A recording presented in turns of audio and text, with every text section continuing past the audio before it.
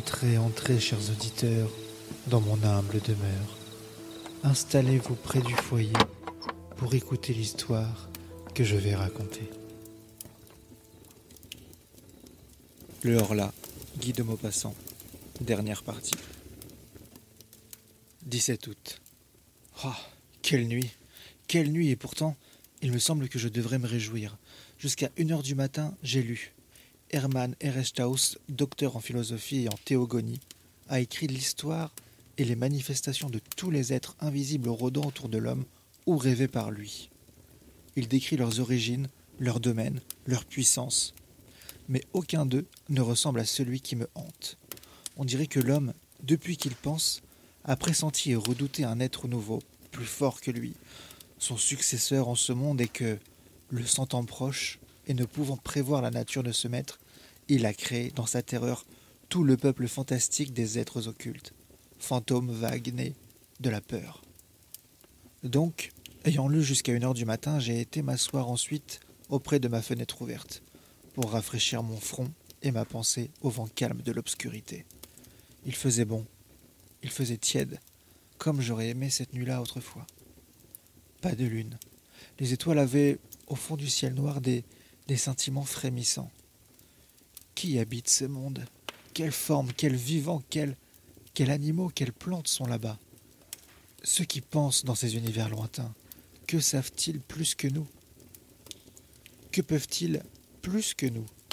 Que voient-ils que nous ne connaissons point? Un d'eux, un jour ou l'autre, traversant l'espace, n'apparaîtra-t-il pas sur notre terre pour la conquérir, comme les Normands jadis traversaient la mer pour asservir les peuples plus faibles? Nous sommes si infirmes, si désarmés, si ignorants, si petits, nous autres, sur ce grain de boue qui tourne délayé dans une goutte d'eau. Je m'assoupis en rêvant ainsi au vent frais du soir. Or, ayant dormi environ 40 minutes, je rouvris les yeux sans faire un mouvement, réveillé par je ne sais quelle émotion confuse et bizarre. Je ne vis rien d'abord, puis, tout à coup, il me sembla qu'une page du livre, restée ouverte sur ma table, venait de tourner toute seule. Aucun souffle d'air n'était entré par la fenêtre. Je fus surpris et j'attendis. Au bout de 4 minutes environ, je vis de mes yeux une autre page se soulever et se rabattre sur la précédente, comme si un doigt l'eût feuilleté. Mon fauteuil était vide, semblait vide, mais je compris qu'il était là, lui, assis à ma place et qu'il lisait. D'un bond furieux, d'un bond de bête révoltée qui va éventrer son dompteur, je traversai ma chambre pour le saisir, pour l'étreindre, pour le tuer. Mais mon siège, avant que je l'eusse atteint, se renversa, comme si on eût fui devant moi. Ma table oscilla, ma lampe tomba et s'éteignit, et ma fenêtre se ferma comme si un malfaiteur surpris se fût élancé dans la nuit en prenant à pleine main les battants. Donc, il s'était sauvé. Il avait eu peur. Peur de moi, lui. Alors, demain ou après, ou un jour quelconque, je pourrais donc le tenir sous mes poings et l'écraser contre le sol. Est-ce que les chiens, quelquefois, ne mordent point et n'étranglent pas leur maître? 18 août. J'ai songé toute la journée. Ah oui, je vais lui obéir. Suivre ses impulsions, accomplir toutes ses volontés, me faire humble, soumis, lâche. Il est plus fort. Mais une heure viendra. 19 août. Je sais tout. Je viens de lire ceci dans la revue du Monde scientifique. Une nouvelle assez curieuse nous arrive de Rio de Janeiro. Une folie, une épidémie de folie, comparable aux démences contagieuses qui atteignirent les peuples d'Europe au Moyen-Âge, sévit en ce moment dans la province de Sao Paulo.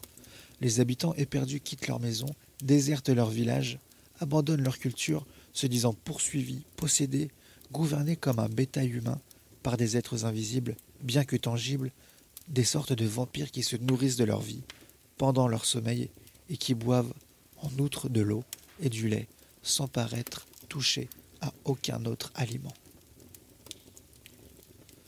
Monsieur le professeur Don Pedro Henriquez, accompagné de plusieurs savants médecins, est parti pour la province de Sao Paulo afin d'étudier sur place les origines et les manifestations de cette surprenante folie et de proposer à l'empereur les mesures qui lui paraîtront les plus propres à rappeler à la raison ces populations en délire.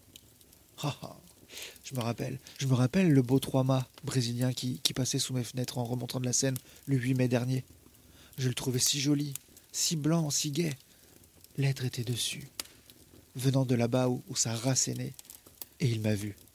Il a vu ma demeure blanche osciller. Il a sauté du navire pour la rive. Oh mon Dieu, à présent je sais, je devine. Le règne de l'homme est fini.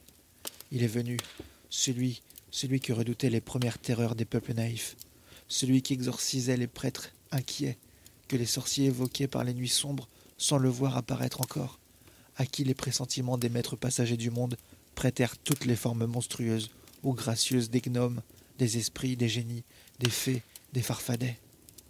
Après les grossières conceptions de l'épouvante primitive, des hommes plus perspicaces l'ont pressenti plus clairement.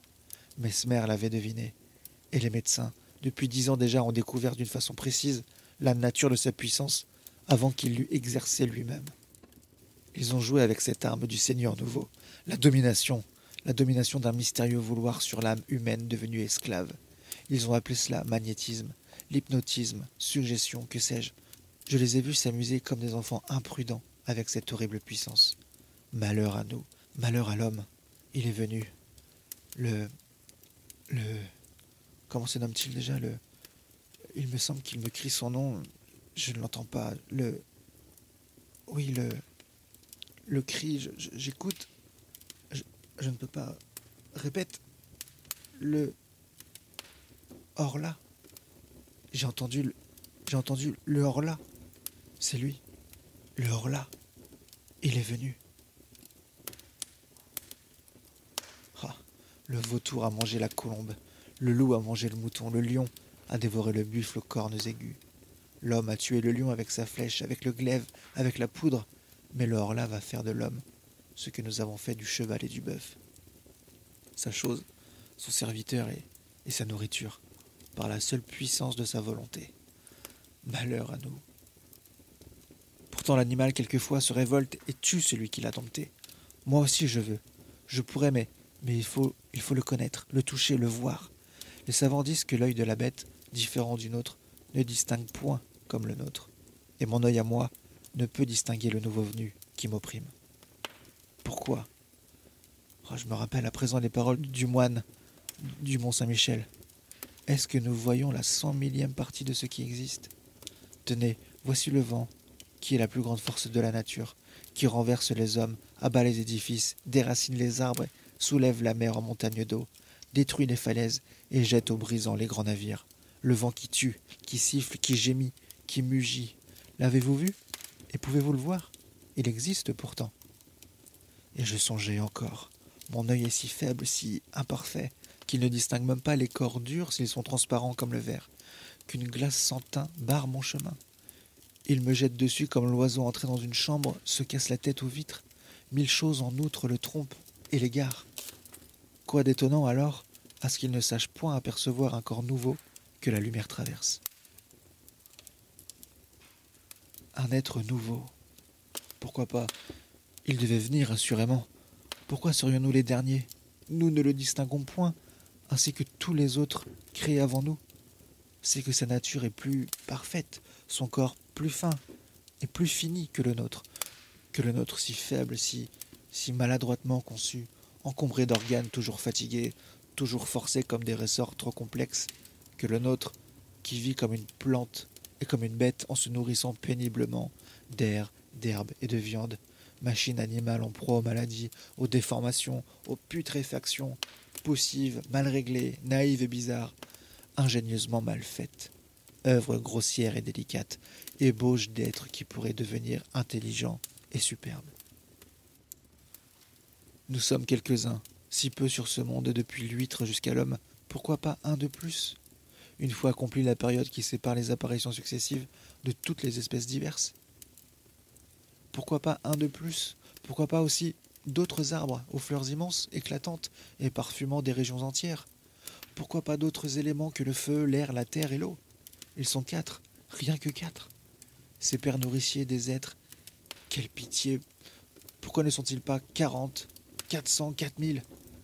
Comme tout est pauvre, mesquin, misérable, avarement donné, sèchement inventé, lourdement fait. Ah, l'éléphant, l'hippopotame, que de grâce. Le chameau, que d'élégance. Mais direz-vous, le papillon, une fleur qui vole, j'en rêve un qui serait grand comme 100 univers, avec des ailes dont je ne puis même exprimer la forme, la beauté, la couleur et le mouvement, mais je le vois. Il va d'étoile en étoile, les rafraîchissant et les embaumant au souffle harmonieux et léger de sa course. Et les peuples, de là-haut, le regardent passer, extasiés et ravis. Qu'ai-je donc? C'est lui, le Horla, qui me manque, qui me fait penser ses folies. Il est en moi, il devient mon âme. Je le tuerai. 19 août. Je le tuerai, je l'ai vu. Je me suis assis hier soir à ma table et je fis semblant d'écrire avec une grande attention. Je savais bien qu'il viendrait rôder autour de moi, tout près, si près que je pourrais peut-être le toucher, le saisir. Et alors j'aurais la force de désespérer, j'aurais mes mains, mes genoux, ma poitrine, mon front, mes dents pour l'étrangler, l'écraser, le mordre, le déchirer. Et je le guettais avec tous mes organes surexcités. J'avais allumé mes 2 lampes et les 8 bougies de ma cheminée, comme si j'eusse pu, dans cette clarté, le découvrir. En face de moi, mon lit, un vieux lit de chêne à colonnes. À droite, ma cheminée. À gauche, ma porte fermée avec soin, après l'avoir laissée longtemps ouverte afin de la tirer. Derrière moi, une très haute armoire à glace, qui me servait chaque jour pour me raser, pour m'habiller, et où j'avais coutume de me regarder, de la tête aux pieds chaque fois que je passais devant. Donc je faisais semblant d'écrire pour le tromper, car il m'épiait lui aussi. Et soudain, je sentis, je fus certain qu'il lisait par-dessus mon épaule, qu'il était là, frôlant mon oreille. Je me dressai, les mains tendues en me tournant si vite que j'ai failli tomber. Eh bien, on y voyait comme en plein jour, et je ne me vis pas dans ma glace. Elle était vide, claire, profonde, pleine de lumière. Mon image n'était pas dedans. Et j'étais en face, moi. Je voyais le grand verre limpide du haut en bas, et je regardais cela avec des yeux affolés, et je n'osais plus avancer, je n'osais plus faire un mouvement, sentant bien pourtant qu'il était là, mais qu'il m'empêcherait encore, lui, dont le corps imperceptible avait dévoré mon reflet. Comme j'eus peur. Puis voilà que tout à coup, je commençais à m'apercevoir dans une brume au fond du miroir, dans une brume comme à travers une nappe d'eau, et il me semblait que cette eau glissait de gauche à droite, lentement, rendant plus précise mon image, de seconde en seconde. C'était comme la fin d'une éclipse. Ce qui me cachait me paraissait point posséder de contours nettement arrêtés, mais une sorte de transparence opaque, s'éclaircissant peu à peu. Je pus enfin me distinguer complètement, ainsi que je le fais chaque jour en me regardant. Je l'avais vu. L'épouvante m'en est restée, qui me fait encore frissonner. 20 août. Le tuer. Comment? Puisque je ne peux l'atteindre. Le poison? Mais il me verrait le mêler à l'eau. Et nos poisons d'ailleurs, auraient-ils un effet sur son corps imperceptible? Non. Non, sans aucun doute. Alors... 21 août. J'ai fait venir un serrurier de Rouen et lui ai commandé pour ma chambre des persiennes de fer, comme en ont à Paris certains hôtels particuliers au rez-de-chaussée par crainte des voleurs. Il me fera en outre une porte pareille. Je me suis donné pour un poltron, mais je m'en moque. 10 septembre. Rouen, hôtel Continental. C'est fait. C'est fait, mais est-il mort? J'ai l'âme bouleversée de ce que j'ai vu. Hier, donc, le serrurier ayant posé ma persienne et ma porte de fer, j'ai laissé tout ouvert jusqu'à minuit, bien qu'il commençât à faire froid. Tout à coup, j'ai senti qu'il était là, et une joie folle m'a saisi. Je me suis levé lentement, et j'ai marché à droite, à gauche, longtemps, pour qu'il ne devinât rien. Puis j'ai ôté mes bottines et mis mes savates avec négligence. Puis j'ai fermé ma persienne de fer, en revenant à pas tranquille vers la porte. J'ai fermé la porte aussi à double tour. Retournant alors vers la fenêtre, je la fixa par un cadenas, dont je mis la clé dans ma poche. Tout à coup, je compris qu'il s'agitait autour de moi, qu'il avait peur à son tour, qu'il m'ordonnait de lui ouvrir. J'ai failli céder, je ne cédais pas. Mais, m'adossant à la porte, je l'entrebâillis, tout juste assez pour passer, moi, à reculons. Et comme je suis très grand, ma tête touchait le linteau. J'étais sûr qu'il n'avait pu s'échapper, et je l'enfermais tout seul. Tout seul. Quelle joie. Je le tenais. Alors je descendis en courant. Je pris dans mon salon, sous ma chambre, mes 2 lampes, et je renversai toute l'huile sur le tapis, sur les meubles, partout, puis j'y ai mis le feu, et je me sauvai, après avoir bien refermé à double tour la grande porte d'entrée. Et j'allais me cacher au fond de mon jardin, dans un massif de lauriers. Comme ce fut long, tout était noir, muet, immobile. Pas un souffle d'air, pas une étoile. Des montagnes de nuages qu'on n'y voyait point, mais qui pesaient sur mon âme si lourd, si lourd. Je regardais ma maison et j'attendais. Comme ce fut long. Je croyais déjà que le feu s'était éteint tout seul, ou qu'il l'avait éteint, lui, quand une des fenêtres d'en bas creva sous la poussée de l'incendie, et une grande flamme rouge et jaune, longue, molle, caressante, monta le long du mur blanc et le baisa jusqu'au toit. Une lueur courut dans les arbres, dans les branches, dans les feuilles, et un frisson de peur aussi. Les oiseaux se réveillaient, un chien se mit à hurler. Il me sembla que le jour se levait. 2 autres fenêtres éclatèrent aussitôt, et je vis que tout le bas de ma demeure n'était plus qu'un effrayant brasier. Mais un cri horrible, suraigu, déchirant, un cri de femme passa dans la nuit, et 2 mansardes s'ouvrirent. J'avais oublié mes domestiques. Je vis leurs faces affolées et leurs bras qui s'agitaient. Alors, éperdu d'horreur, je me mis à courir vers le village en hurlant « Au secours! Au secours! Au feu! Au feu !» Je rencontrais des gens qui s'en venaient déjà et je retournais avec eux pour voir. La maison maintenant n'était plus qu'un bûcher horrible et magnifique, un bûcher monstrueux, éclairant toute la terre, un bûcher où brûlaient des hommes et où il brûlait aussi, lui, mon prisonnier, l'être nouveau, le nouveau maître, le Horla. Soudain, le toit tout entier s'engloutit entre les murs, et un volcan de flammes jaillit jusqu'au ciel. Par toutes les fenêtres ouvertes sur la fournaise, je voyais la cuve de feu, et je pensais qu'il était là, dans ce four, mort. Mort, peut-être.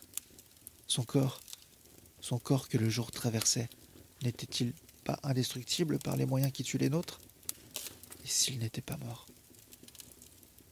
Seul peut-être le temps a prise sur l'être invisible et redoutable.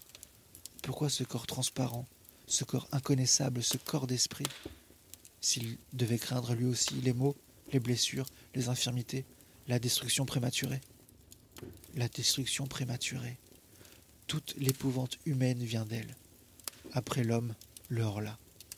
Après celui qui peut mourir tous les jours, à toutes les heures, à toutes les minutes. Par tous les accidents est venu celui qui ne doit pas mourir qu'à son jour, à son heure, à sa minute, parce qu'il a touché la limite de son existence. Non, non, sans aucun doute.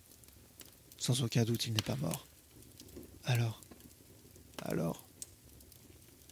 il va falloir que je me tue, moi.